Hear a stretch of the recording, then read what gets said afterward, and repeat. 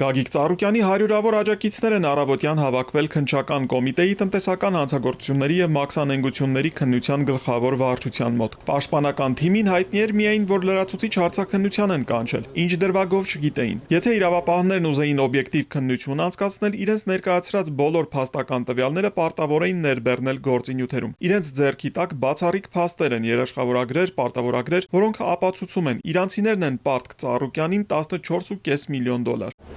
Մինչև ԱԱԾ մեկուսարանից մեքենան կհասներ, փաստաբանական թիմը եւս մեկ անգամ հայտարարեց. Գագիկ Ծառուկյանն այս գործով պետք է ոչ թե մեղադրյալ լիներ, այլ տուժող։ Գագիկ Ծառուկյանը ամեն ինչ արել է, որպեսզի հայ-իրանական հարաբերությունները միաժամանակ ավելի բարձր կանգնեն եւ նաեւ տնտեսական լուրջ զարգացում տեղի ունենա։ Այսինքն, երբ որ այս քաղաքացիները եկել են, իրենք ներկայացնում են, որ իրենք Իրանի պետության կողմից ունեն լիցենզիա պետական կոնկրետ ապրանքներ Հայաստանում ներմուծելու։ Այդքան ներդրում կատարելուց հետո պարոն Ծառուկյանը որևէ ներկայացուցիչ չի ունեցել հայ-իրանական առևտրի կենտրոնում, այսինքն ամբողջ կառավարումը թողել է նրանց վրա։ Ավելի ուշ Գագիկ Ծառուկյանին տեղափոխող մեքենան հազիվ ճեղքեց Մարդաշատ փողոցն ու ԲՀԿ առաջնորդին աջակիցները դիմավորեցին բուռն ծափերով, վանկարկումներով։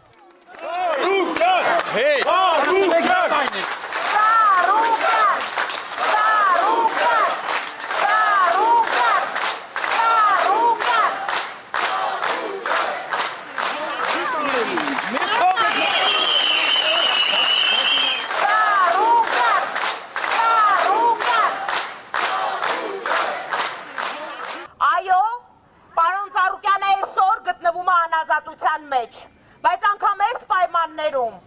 պարոն Ծառուկյանը իր հոգով, իր մտքով, իր ստեղծելու, արարելու պատրաստակամությամբ շատ ավելի ազատ է, քան ազատության մեջ գտնվող բանտարկյալները, որոնք ստիպված են կատարել Գագիկ Ծառուկյանի նկատմամբ այս հետապնդման հրահանգները։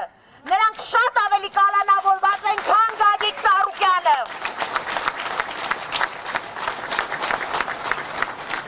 Շատ շուտով պատմություն կդառնա նաև այս անփառունակ իշխանությունը։ Մնայուն են այն մարդիկ, ովքեր արժեք եւ արդյունք են ստեղծել։ Մնայուն են այն մարդիկ, որ հայրենիքը վեր են դասում ցանկացած ունեցվածքից, ցանկացած դժվարությունից եւ պատրաստ են հանուն հայրենիքի կրել զրկանքներ։ Ես այսօր բոլորի տաշկերի եւ Հայաստանի մեջ տեսնում եմ վստահություն եւ ուրեմն շատ կարեւոր է, որ այս շենքում լսեն մեր պայքարի վճռականությունը։ Ծառուկյան։